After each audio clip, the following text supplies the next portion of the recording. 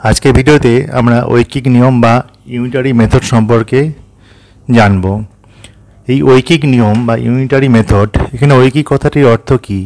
এর অর্থ হলো একের জন্য কত। ঐকিক কথাটির অর্থ হলো একের জন্য কত। যেমন ধরো 5টি আমের দাম 10 টাকা, তাহলে একটি আমের দাম কত? এই আমাদের এখানে আলোচ্য বিষয় হবে যে একটির জন্য কত। আমরা ঐকিক নিয়মের মাধ্যমে এগুলো বের করব। এর পদ্ধতিগুলি হলো যেখানে অন্তত দুটি রাশি থাকে, একটি জানা এবং একটি অজানা। তা আমাদের নিয়ম অনুযায়ী অজানা রাশিটিকে ডান দিকে লিখে তারপর গাণিতিক সমস্যাটাকে তৈরি করতে হয়। এরপর প্রথম রাশিটি এবং দ্বিতীয় রাশিটির মধ্যে সম্পর্ক বের করতে হয়। এই সম্পর্কগুলো সরল হতে পারে অথবা ব্যস্ত হতে পারে। যদি সরল সম্পর্ক থাকে তাহলে প্রথমে ভাগ করতে হয় একটির জন্য কত বের করতে হলে, আবার যদি ব্যস্ত থাকে তাহলে প্রথমেই গুণ করতে হয়। আমরা পরে উদাহরণসহ এগুলি আলোচনা করব। তারপর দ্বিতীয় রাশিটিকে সরল সম্পর্ক থাকলে পরে তার গুণ এবং ব্যস্ত থাকলে পরে সেই রাশিটিকে ভাগ করতে হয়। আমরা একটা উদাহরণ নিই। যদি ধরো 5টি আপেলের দাম 50 টাকা হয়, তাহলে 8টি আপেলের দাম কত?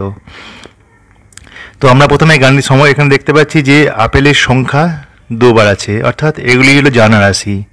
এবং টাকা কত আছে? টাকা আছে একবার। তাহলে আমাদেরকে বের করতে হবে কি? টাকা। এই টাকাটা হচ্ছে অজানা রাশি বা আননোন। তাহলে এই অজানা রাশিটিকে আমরা টাকা অর্থাৎ দাম, অজানা রাশিটিকে আমরা ডান দিকে লিখব এভাবে, এবং জানা রাশিটিকে বাঁ দিকে লিখব। আমরা দেখো লিখেছি এভাবে। এবার আমরা ঐকিক নিয়মটা ফলো করব। আমরা প্রথমে গাণিতিক সমস্যা তৈরি করে নিলাম। এবার আমরা খুঁজে দেখব যে রাশিগুলির মধ্যে সম্পর্ক কেমন। তো আমরা দেখতে পাচ্ছি যে আপেলের সংখ্যা এবং দাম সরল সম্পর্কে আছে, অর্থাৎ কিনা আপেলের সংখ্যা বাড়লে পরে তার দাম বাড়বে, এবং আমি যদি কম আপেল কিনি তাহলে আমাদেরকে কম টাকা দিতে হবে। অর্থাৎ অনেকটা এভাবে দেখানো যেতে পারে যে আপেলের সংখ্যা রাশিটি যদি ওপর দিকে যায় তাহলে দামটিও ওপর দিকে যাবে, এবং আপেলের সংখ্যা যদি আমি কম আপেল কিনি তাহলে আমাদের এটাও কমে যাবে, দামটি কমে যাবে। এবার আমরা সম্পর্ক বের করে নেওয়ার পর অঙ্কটা করতে পারি। আমরা লিখব ঠিক এভাবে যে 5টি আপেলের দাম 50 টাকা, তাহলে একটি আপেলের দাম কত? আমরা বলেছিলাম সম্পর্কগুলো সরল থাকলে পরে একটির জন্য বের করতে হলে আমাদেরকে ভাগ করতে হবে। তো আমরা এখানে ভাগ করে নিলাম। আমরা এখানেও কাটাকুটি করে লিখতে পারি, অথবা তোমরা পরের লাইনে একেবারে কাটাকুটি করেও লিখতে পারো। তো আমরা বোঝার সুবিধার্থে করে নিচ্ছি 10 টাকা। এবার আমরা সরল সম্পর্কে যদি থাকে তাহলে পরের যে স্টেপ হয়, পরের স্টেপে আমাদেরকে কী করতে হয়? গুণ করতে হয়। অর্থাৎ সরল সম্পর্কে থাকলে প্রথমে ভাগ পরে গুণ। তাহলে 8টি আপেলের দাম কত হবে? 10 × 8 বা 8 × 10 অর্থাৎ 80 টাকা। এভাবে আমরা সরল সম্পর্কে থাকলে ঐকিক নিয়মের সাহায্যে অজানা রাশিটির মান পেয়ে গেলাম। এখন আমরা দেখব সরল সম্পর্কটা কীরকম হয়। যদি আমি ভিজুয়ালাইজ করি তাহলে দেখতে পাচ্ছ নীল এবং সবুজ দিয়ে দুটি আলাদা রাশি বোঝানো হয়েছে, এবং একটি রাশির মান বাড়লে আরেকটি রাশির মান বেড়ে যাচ্ছে। আবার যদি নীল রাশিটা কমিয়ে দিই তাহলে আমরা দেখতে পাবো যে সবুজ রাশিটিও, সবুজ চলরাশি সেটাও কমে যাচ্ছে। অর্থাৎ আমরা বুঝতে পারছি সরল সম্পর্কে একই সঙ্গে দুটি রাশির মান বাড়ে অথবা একই সঙ্গে কমে। অর্থাৎ এটা কমলে ওটা কমবে এবং এটা বাড়লে ওটা বাড়বে। অর্থাৎ দুটি রাশি একই সঙ্গে বাড়ে বা একই সঙ্গে কমে। এই ধরনের সরল সম্পর্কের ক্ষেত্রে ঐকিক নিয়মে যখন আমরা একটির মান বের করি, অর্থাৎ দ্বিতীয় স্টেপে, সেখানে আমাদের ভাগ করতে হয়। যেমন ধরো খাবারের পরিমাণ ও খাবারের দাম। আমরা যদি খাবারের পরিমাণ বাড়িয়ে দিই তাহলে আমরা জানি আমাদেরকে দোকানে বেশি টাকা দিতে হবে কিনতে। আবার যদি কম খাবার কিনি তাহলে আবার কিন্তু বা কম টাকা দিই তাহলে খাবারের পরিমাণ কমে যাবে। সরল সম্পর্কের সময় একটির জন্য কত বের করতে হলে তাহলে প্রথমে আমরা বললাম যে ভাগ করতে হবে। অবশ্যই মনে রাখবে প্রথমে আমাদের ভাগ করতে হবে, কিন্তু ব্যস্ত সম্পর্কে বেলায় এটা কিন্তু হয় না। যেমন আগের অঙ্কে আমরা 50কে 5 দিয়ে ভাগ করেছি। আবার ব্যস্ত বা বিপরীত সম্পর্কটা কীরকম? এখানে কি হয়? এখানে একটি রাশি যদি বাড়ে তাহলে অপর রাশিটির মান কমে যায়, অথবা একটি রাশি যদি কমে, প্রথম রাশি যদি কমে তাহলে দ্বিতীয় রাশিটির মান বেড়ে যায়। আমরা এখানে এই গ্রাফে দেখতে পাচ্ছি নীল কালি এবং লাল কালি দিয়ে দুটি আলাদা চলরাশিকে বোঝানো হয়েছে। তো এখানে আমরা দেখব, আমরা করি ইনভার্স প্রপোর্শন বলে এটাকে, বা ব্যস্ত সম্পর্ক বা বিপরীত সম্পর্ক। আমরা দেখতে পাচ্ছি একটির মান যখন বাড়ছে তখন অপর রাশিটির মান কমে যাচ্ছে। যদি লালটি কমাচ্ছি তাহলে আমাদের নীল রাশিটি বেড়ে যাচ্ছে। এই ধরনের সম্পর্কে বলা হয় ইনভার্স প্রপোর্শন বা ব্যস্ত বা বিপরীত সম্পর্ক। এই বিপরীত সম্পর্কের অঙ্ক করার সময় যখন আমরা একটির মান বের করি তখন আমাদেরকে প্রথমেই গুণ করতে হয়। কিছু কমন উদাহরণ হচ্ছে লোক সংখ্যা ও দিন সংখ্যা সবসময় ব্যস্ত সম্পর্কে থাকে। এটা খুব ভালো করে মনে রাখবে যে লোক সংখ্যা এবং দিন সংখ্যা যে থাকে তারা সবসময় ব্যস্ত সম্পর্কে থাকে। অর্থাৎ বেশি লোক দিলে কম দিনে কাজটি করা যায়, আবার কম লোক থাকলে কাজ করতে বেশি দিন লাগে। আরও কিছু ব্যস্ত সম্পর্কের উদাহরণ হচ্ছে, দেখো বোর্ডে লেখা আছে, বেশি লোক থাকলে কম দিনে কাজ আলোচনা করলাম, তাহলে কম লোক হলে বেশি দিন লাগবে। আবার যদি তো কম গতিবেগ থাকে আমাদের, তাহলে আমাদের একই দূরত্ব যেতে বেশি সময় লাগবে, এবং উল্টো। এবং জন ও দিন আমরা আলোচনা করলাম, সবসময় এরা কিন্তু ব্যস্ত সম্পর্ক থাকে। তাই অঙ্কে যখনই জন ও দিন থাকবে তখন তো না বোঝা যাবে যে এটা ব্যস্ত সম্পর্ক হবে। আবার সরল সম্পর্কে ধরুন বললাম, যেমন দাম এবং সংখ্যা, দাম বাড়লে পরিমাণ বেশি পাওয়া যায়। আবার ধরো বেশি লোক থাকলে বেশি পরিমাণ কাজ হয়, কম পরিমাণ কাজ করতে কম লোক লাগে। কোনো বৃত্তের ব্যাসার্ধ যদি বড় করি আমরা, তাহলে সেই বৃত্তের পরিধি বড় হয়। আবার কোনো বড় ক্ষেত্র বা আয়তক্ষেত্রে বাহুর দৈর্ঘ্য যদি বেশি হয় তার পরিসীমা বেশি হয়। একই রকমভাবে পরিমাণ, মূল্য এগুলি, এবং দূরত্ব এবং বেশি সময়, বেশি দূরত্ব যেতে বেশি সময় লাগে, এগুলি সব সরল সম্পর্কে থাকে। একটি উদাহরণ নিই, ধরো 12 জন লোক 15 দিনে একটি কাজ শেষ করতে পারবেন কি, তাহলে 20 জন লোক কত দিনে কাজটি শেষ করতে পারবেন? তাহলে আমাদের এখানে জন হচ্ছে 2 জন, তার অর্থাৎ জন সংখ্যাটি, লোক সংখ্যা হচ্ছে জানা রাশি এবং অজানা রাশি কোনটা? দিন। তাহলে আমাদের উত্তর বের করতে হবে দিন। তাহলে আমাদের দিন সংখ্যা হচ্ছে অজানা রাশি। প্রথমে আমরা এভাবে গাণিতিক সমস্যাটিকে তৈরি করি যে কতজন লোক আছে, অর্থাৎ অজানা রাশি হচ্ছে দিন। তাহলে 12 জন লোক 15 দিনে, তাহলে আমরা প্রথমে লিখে নেব যে 12 জন এবং 15 দিন। তারপর আছে 20 জন লোক কত দিনে, তাহলে 20 জন লোক, এটাকে আমরা জিজ্ঞাসা চিহ্ন দিলাম, এটাই আমাদের বের করতে হবে। অর্থাৎ বুঝতে পারলে জানা রাশি এবং অজানা রাশিটাকে ডান দিকে লিখলাম। এভাবে আমরা গাণিতিক সমস্যাটিকে প্রথম কাজ হলো আমাদের তৈরি করে নিলাম। এবার দ্বিতীয় কাজ হচ্ছে আমরা দেখব যে সম্পর্কটা কেমন। আমরা সবাই জানি যে জন সংখ্যা অর্থাৎ লোক সংখ্যা ও দিন সংখ্যা সবসময় ব্যস্ত সম্পর্কে থাকে। তাই এভাবে লিখব 12 জনে শেষ করবে 15 দিনে। তাহলে আমরা সবসময় জানি যে জনসংখ্যা, আবার বলছি, এবং দিন কীরকম সম্পর্কে থাকে? ব্যস্ত সম্পর্কে থাকে। তোমরা এটা উল্লেখ করে দেবে যে জনসংখ্যা এবং দিন সংখ্যা ব্যস্ত সম্পর্কে থাকে। তাহলে আমরা আগেই পড়েছিলাম যে যদি ব্যস্ত সম্পর্কে থাকে তাহলে কি করতে হয়? দ্বিতীয় স্টেপে আমাদের গুণ করতে হয়। ঐকিক নিয়মে একটি জন্য কত বের করতে গেলে কি করতে হয়? গুণ করতে হয়। দেখো সরল সম্পর্কের ক্ষেত্রে আমরা এখানে প্রথমে ভাগ করেছিলাম, তাহলে এবার প্রথমে গুণ করলাম, তারপরে আমরা এভাবে তারপরের স্টেপে কিন্তু 20 জনের যে ক্ষেত্রে কত হবে তখন আমরা ভাগ করব।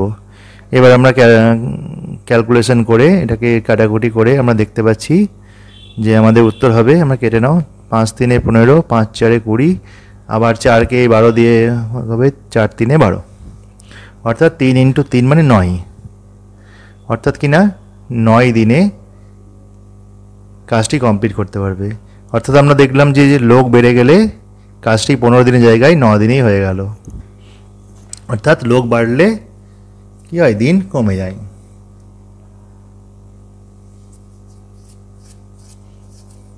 আবার এটাকে এক স্টেপে করতে পারি আমরা, কিছু না লিখে যদি তারা শর্ট কোশ্চেন থাকে তাহলে আমরা একবার ডাইরেক্টলি করতে পারি। এটা শিখে রাখো, কারণ বড় অঙ্কের ক্ষেত্রে ডাইরেক্টলি করতে হবে অনেক জায়গায়, অনেক বড় ক্ষেত্রে। তো দিন সংখ্যা আছে 15, মানে 15 মানে অজানা রাশিটির প্রথমটাই লিখলাম, তারপরে বাকি যে রাশিটি আছে যেমন সেভাবে 12/20 এভাবে লিখলাম। এটা ব্যস্ত সম্পর্কের ক্ষেত্রে 12/20 লিখবো, এবং যদি সরল সম্পর্ক থাকতো তাহলে আমরা উল্টি দিয়ে যে ভগ্নাংশটি পেতাম সেটা দিয়ে করতাম। এখানে কি হয়? অঙ্কগুলি তাড়াতাড়ি হয়। অনেক বড় অঙ্কের ক্ষেত্রে আমরা এক্সারসাইজে বিশেষ করে দেখব, যখন 3টি রাশি বা 4টি 5টি অজানা রাশি থাকবে সেখানে আমরা এইভাবে কিন্তু সহজে অঙ্কগুলো করতে পারবো। তোমাদের বই থেকে একটি উদাহরণ দেখো, 24 নম্বর উদাহরণটি, যে এখানে 3টি রাশি আছে। প্রথমে একটা জন, 40 জন, অর্থাৎ লোক সংখ্যা একটা রাশি। আবার আমি দেখতে পাচ্ছি যে দিন সংখ্যা একটা রাশি, এবং কতগুলি ল্যাপটপ তৈরি করতে হবে, অর্থাৎ ল্যাপটপের সংখ্যা একটি রাশি। তো আমাদের উত্তর চাওয়া হচ্ছে কতজন ইঞ্জিনিয়ার লাগবে, অর্থাৎ যেটি উত্তর চাওয়া হবে সেই রাশিটি হচ্ছে অজানা রাশি। তো এখানে এইভাবে গণিতের ভাষায় বা গাণিতিকভাবে সম্পর্কটি তৈরি করা হয়েছে।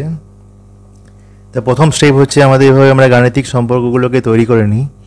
এরপরের স্টেপে আমরা দেখতে পাচ্ছি যে 30 দিনে করতে 40 জন ইঞ্জিনিয়ার লাগবে, অর্থাৎ একদিনে করতে কত লাগবে, 40 × 30, অর্থাৎ এখানে এটা ব্যস্ত সম্পর্কে ছিল, দিন এবং জোন। কিন্তু ল্যাপটপের সংখ্যাটা কি, ওই ল্যাপটপের সংখ্যাটা ছিল সরল সম্পর্কে, তাই এগুলো তোমরা একটু দেখে নেবে ভালো করে। তো এই অঙ্কটাকে আমরা ডাইরেক্টলি এক চান্সে করতে পারি। অন্য উপায়ে যদি করতে যাই আমরা, তো আমরা কিভাবে করব এটাকে অন্য উপায়ে শর্টকাট মেথডে আমরা করতে পারি।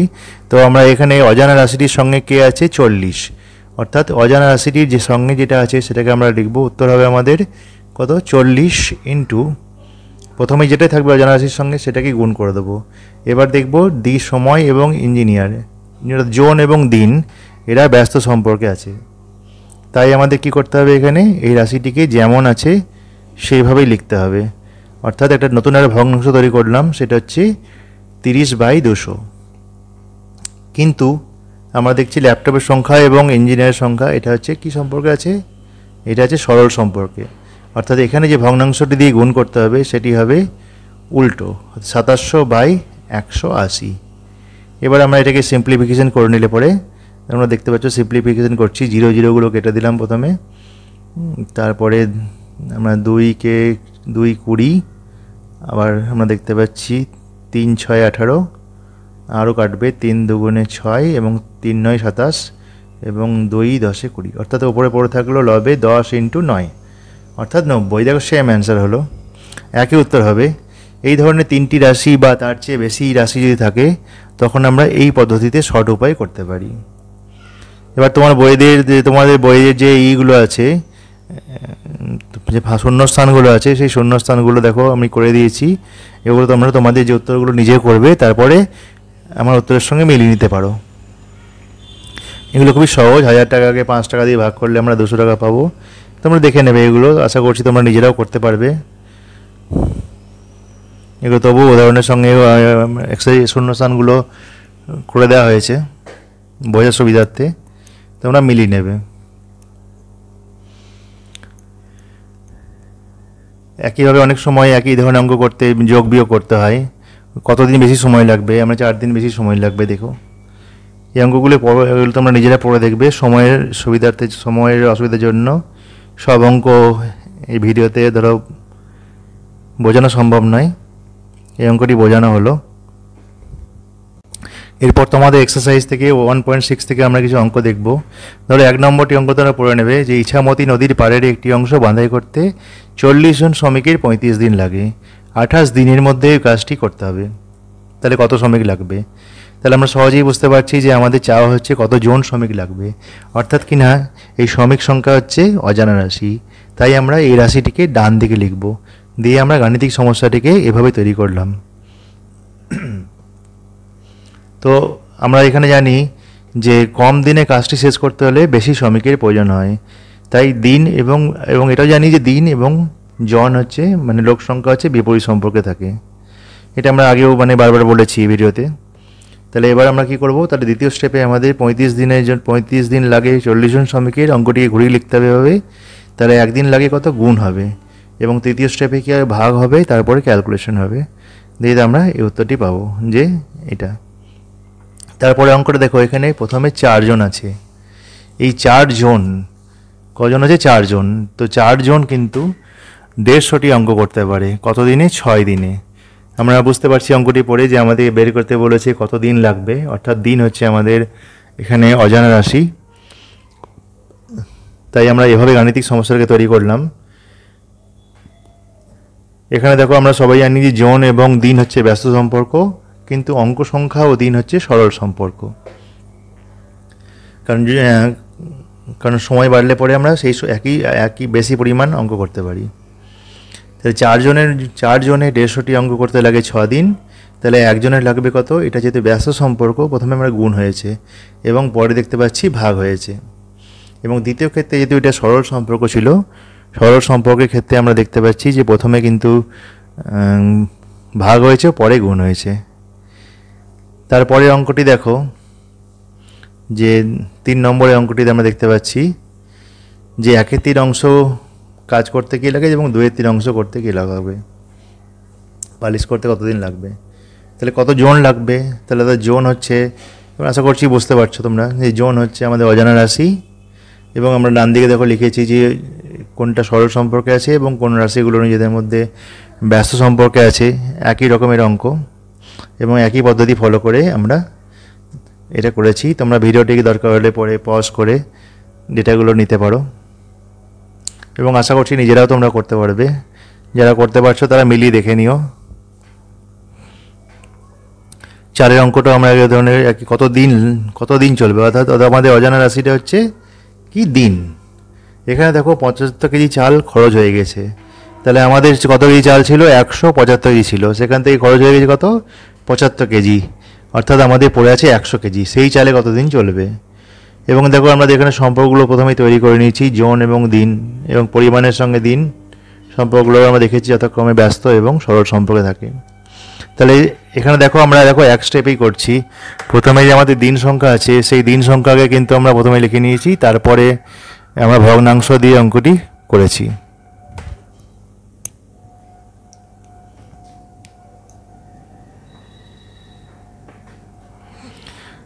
তো একই রকমভাবে আমরা কিন্তু ট্রাক্টরের সংখ্যাগুলো দিয়েও অঙ্কগুলো করেছি।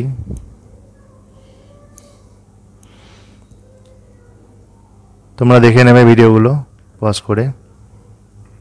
এখানে কিন্তু আমরা শর্ট মেথডেই করেছি, কারণ হচ্ছে এখানে 3টি চলরাশি যুক্ত, তাই ওভাবে করতে গেলে সময় বেশি লাগবে। তোমরা ওভাবে করতে পারো, কোনো অসুবিধা নেই, দুটি ক্ষেত্রেই একই উত্তর হবে।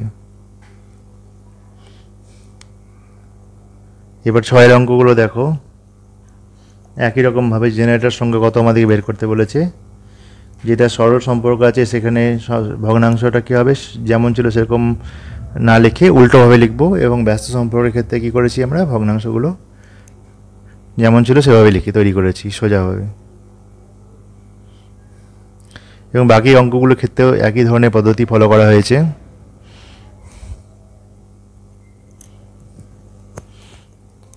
ভিডিওগুলোকে তোমরা পজ করে দেখে নিতে পারো।